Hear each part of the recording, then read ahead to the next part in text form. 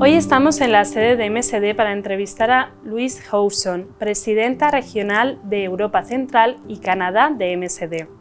La profesional nos hablará en esta entrevista de las líneas de investigación de la farmacéutica, sus últimos avances en vacunas y el papel de la mujer en la industria farmacéutica. Bienvenida, Louise. Thank you. ¿Cuáles son las principales líneas de investigación en estos momentos de MSD? We pride ourselves on being the premier, research-intensive biopharmaceutical company. And in general, we like to follow where the science goes. We continue to advance our research in oncology. We are currently a leader in oncology, and we continue to do a whole range of research there, expanding into new tumor types, extending into new lines of therapy, and then deepening where we already have a presence.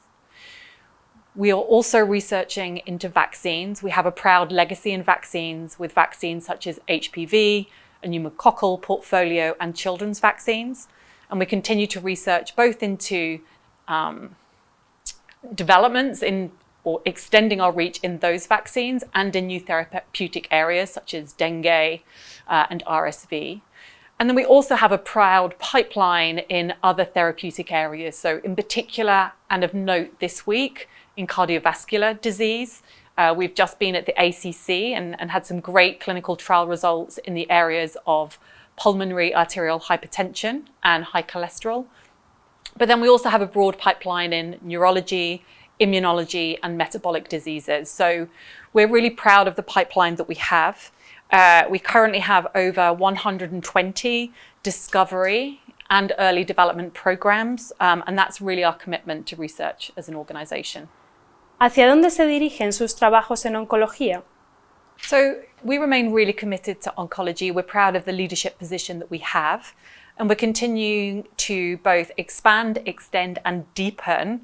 We have around 1,700 clinical trials, which is one of the largest PD-1 programs in the industry, including more than 1,200 combinations and more than 120 trials in adjuvant and neoadjuvant cancers. Yeah, the main part of the strategy now moving forward is really to explore combinations and then other novel agents in oncology to broaden our portfolio with the effort to really reach more patients and really improve patient outcomes. Given the difference in all oncology tumours and the genomic difference in tumours, we don't believe there's a one-size-fits-all approach. Therefore, we're committed to exploring different combinations in different tumour types, really making sure that we can find those areas where we can drive incremental efficacy. La farmacéutica tiene una apuesta decidida por la fabricación de vacunas. ¿Todavía es un reto que los adolescentes varones y los adultos se vacunen del virus del papiloma humano? That's a great question. And I think, we are now seeing a lot more support for gender-neutral vaccination. And I think that's set in some political contexts. So in Europe, you have both the European Beating Cancer Plan that calls out the opportunity to prevent cancers. And the World Health Organization has also called out the opportunity to eliminate cervical cancer as a public health burden by 2030. So from a policy perspective, there is kind of support for HPV vaccination. And we see momentum around Europe around extending HPV vaccination to boys. There is an increasing burden of other HPV-related cancers in boys, head and neck cancer, anal cancer, and in some of our markets, the incidence of those is now growing faster than cervical cancer. But I think we now have the right environment, and now it's about educating parents and educating teenage boys themselves around the potential benefits of vaccination. ¿Cuál es la importancia de un enfoque One Health? And so we really, as an organization, have a One Health approach about how we think about the markets and the ecosystems that we work in. And so prevention of disease in animals and humans is one key component of any One Health approach. And so our company has a broad pipeline and portfolio of vaccines and technologies to help prevent both human and animal diseases, including zoonotic diseases. And we believe that by preventing or by adopting preventative strategies, we can really improve human and animal health and well-being and advance public health. ¿Hacia dónde se dirige el futuro de los tratamientos farmacéuticos? The ultimate goal of any pharmaceutical treatment is to save and improve the lives of the patients in populations in the markets that we serve. And so as we think about developing our products, we're looking for areas of unmet need where we can develop new pharmaceuticals that will impact both individual patients and public and population health. Now, where that innovation comes will depend on where the science evolves. So we're seeing huge advances at the moment in our understanding of human biology, particularly as we get new techniques, AI, ML, really helping us to understand the human body in more detail. And as the understanding of human biology evolves, then our ability to treat those diseases will continue to evolve. And so to a certain extent, the new innovations will follow the science. They will also follow the unmet need.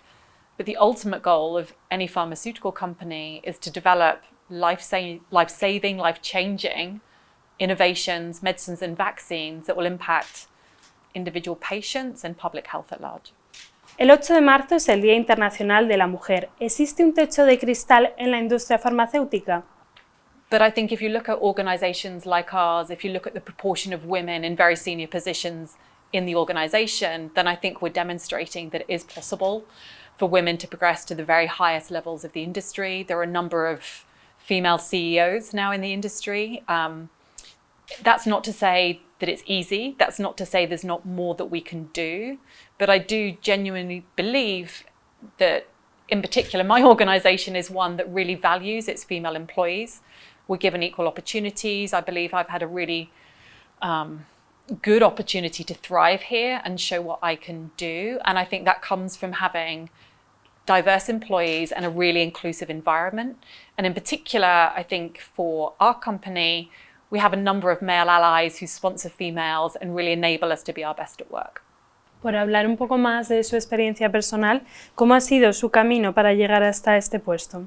So I've been in the industry for 25 years. I joined after a degree in biological sciences and joined as a sales representative in our UK organisation. And I spent probably 19 years in our UK organisation progressing through roles in sales, business research, marketing, supply chain. I then became the managing director of our business in Ireland. After that, I returned back to the UK to be the managing director of our business in the UK market. And at that point, I then relocated to the US to head up our global HPV vaccines business as a global commercial leader. And then from there, I relocated to Switzerland to take on the role as head of global market access. And then in January of this year, I took on the head of the core Europe and Canada region. So I think across my 25 years with the organisation, I've now worked in 4 countries. I think I've had the experience of doing over 15 roles.